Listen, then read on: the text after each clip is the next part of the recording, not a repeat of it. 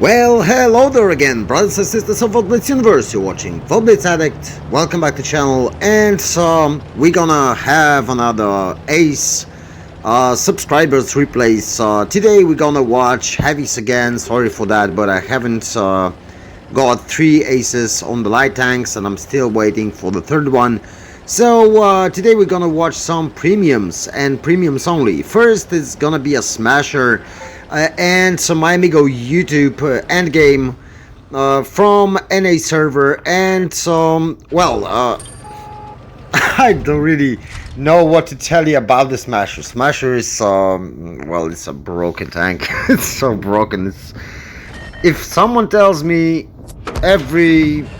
anyone tell me that Smasher isn't broken, I simply gonna just laugh my guts out.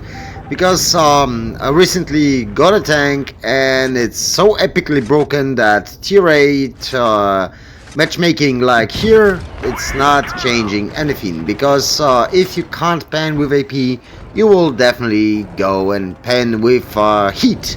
And if you know how to use this gun, you can HE the guys from the enemy team for let's say more or less 1000 damage. So getting a game with about 4 or 5k damage per battle in Smasher, no matter if you're bottom on top or top tier, it really doesn't matter, and it doesn't change anything, because you will see in this game HE for the side of a Panther and this poor guy is gone.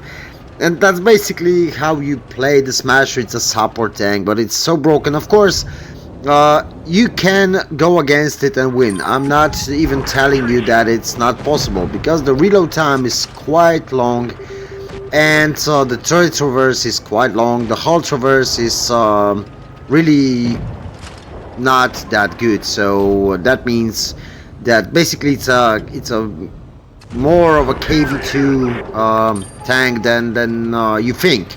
So you can go against it and win the game easily, but as long as he can really hit you, you will probably just suffer from those massive shells, because this tank really is the main problem with this tank is basically the penetration values, and this derp gun can provide so much damage in such a short time.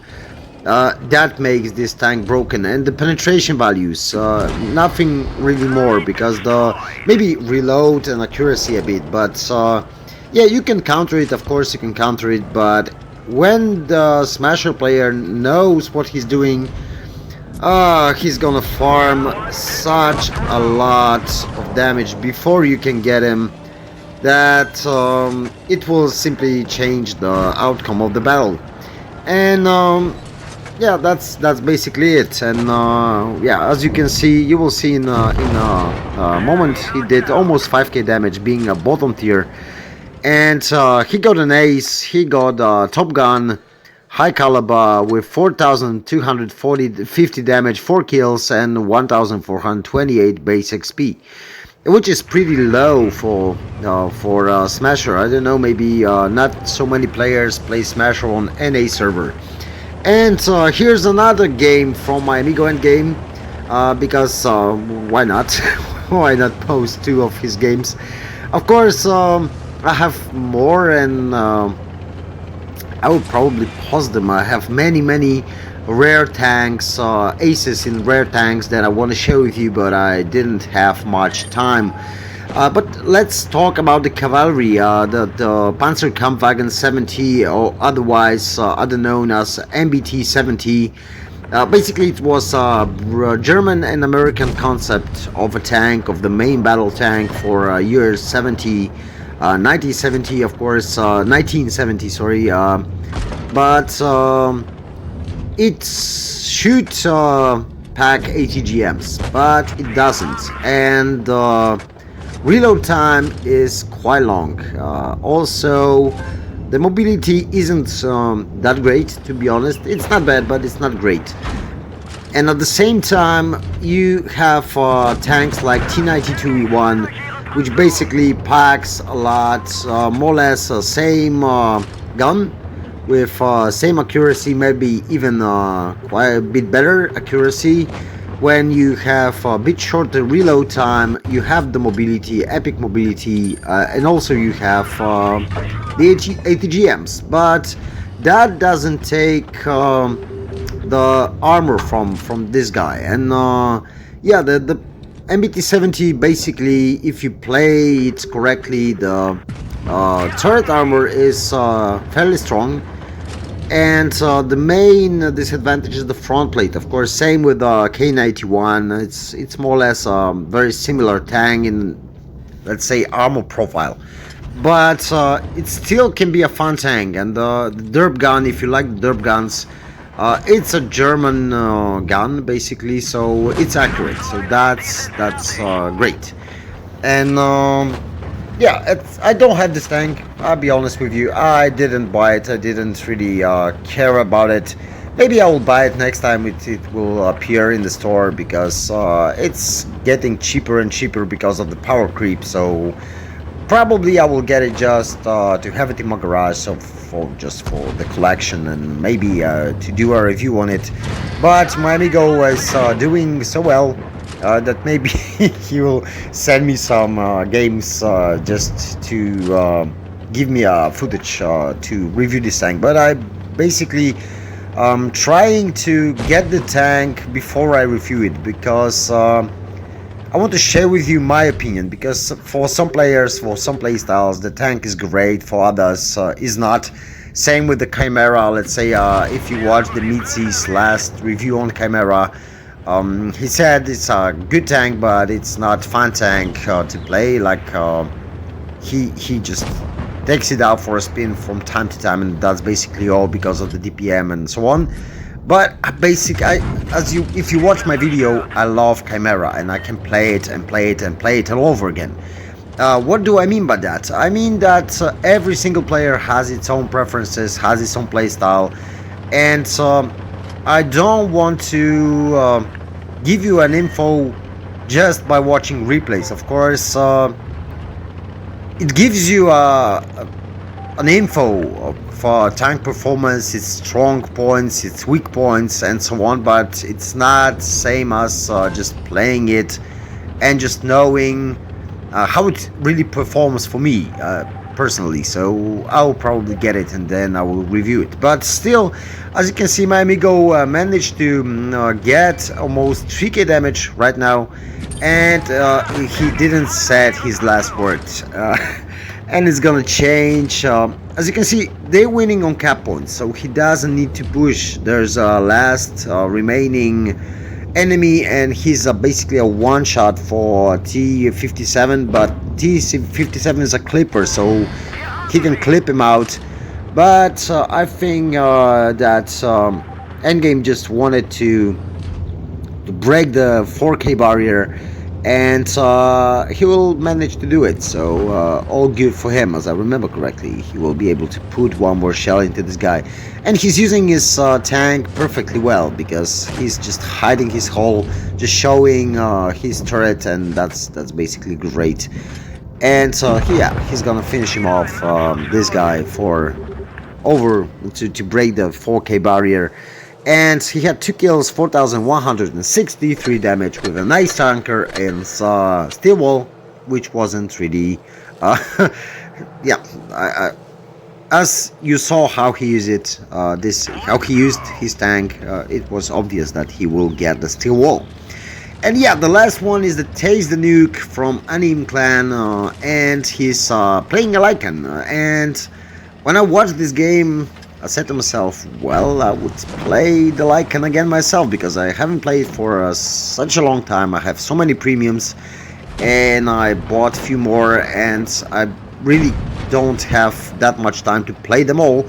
But I really enjoyed the Lycan. Lycan can be really effective even against tier 8 opponents, which is good. And in the same scenarios where you are top tier, it's really a bully, because you have the pike nose, so that's kind of a disadvantage in some part, of course, because when you go hold down and when you use gun depression, and that's the key factor for Lycan, That's while Lycan is better than IS series tanks with the pike noses. It's a tier lower tank, it has the pike nose, but at the same time it has 10 degrees of gun depression.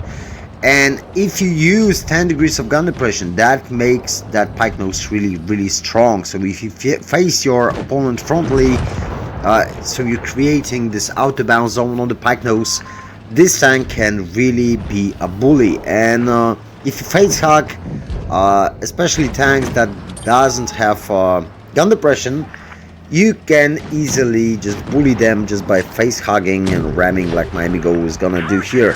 T71 in that position where he pushed him out can't do basically nothing, and he's gonna struggle to pen my amigo. Of course the sides are pennable, but the front and the turret isn't really that easy to penetrate.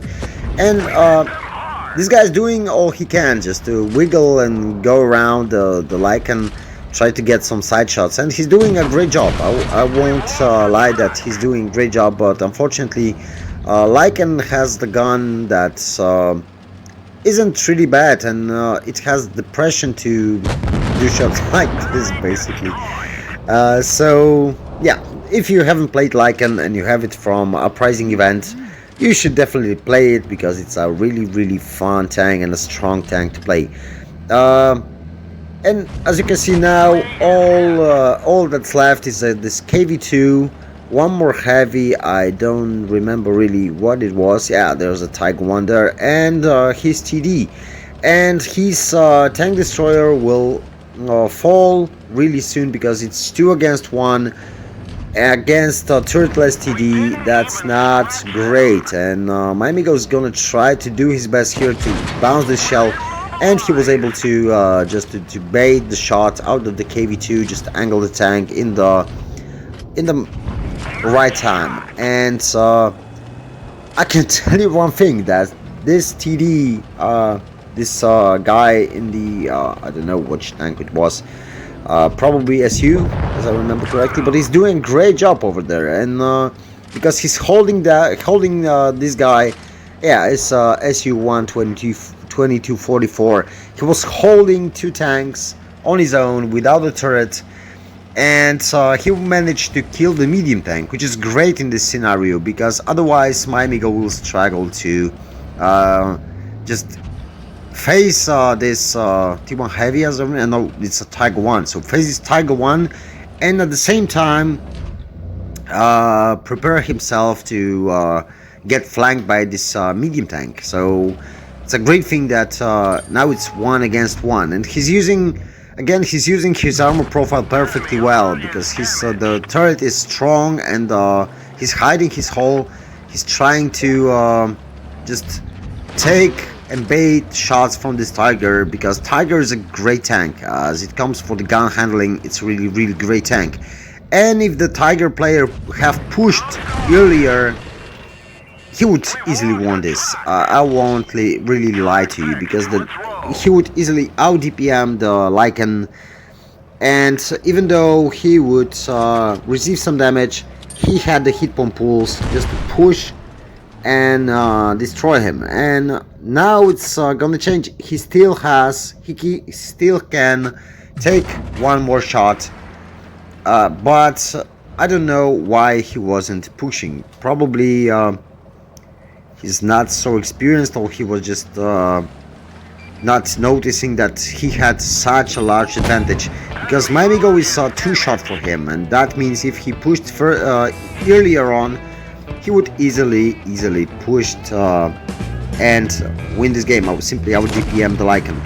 But now it's all over, because my amigo is gonna just simply hit him once, and now all he has to do is hit him one more time or ram him, and that's gonna finish this game.